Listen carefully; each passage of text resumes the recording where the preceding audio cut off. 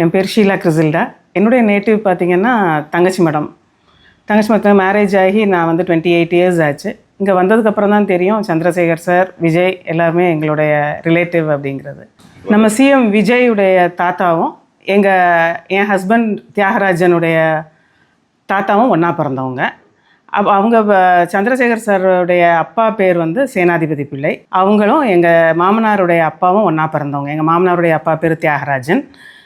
அவங்க ஒன்றா பிறந்தவங்க. விஜய் தாத்தா சேனாதிபதி பிள்ளை வந்து ஸ்டேஷன் மாஸ்டராக வந்து தங்கச்சி மடத்தில் ஒர்க் பண்ணாங்க. விஜயுடைய பாட்டி வந்து டீச்சர்.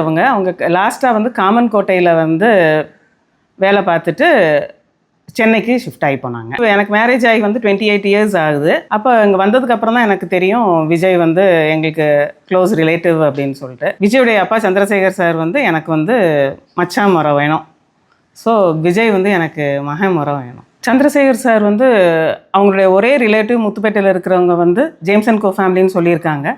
அது பார்த்திங்கன்னா எங்கள் ஃபேமிலி தான். என்னுடைய ஹஸ்பண்ட் தியாகராஜனுடைய தம்பி ஜேம்ஸ் தான் வந்து ஜேம்ஸ் அண்ட் கோ கன்சர்னை வந்து நடத்திட்டு இருக்காங்க. ஜேம்ஸ் அங்கிள் வந்து ரொம்ப ஃப்ரீக்வெண்ட்டாக போய் பார்த்துட்டே இருப்பாங்க.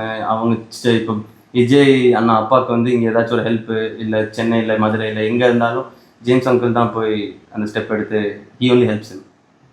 இப்போ கூட ரீசெண்டாக போய் பார்த்துட்டு வந்தார்.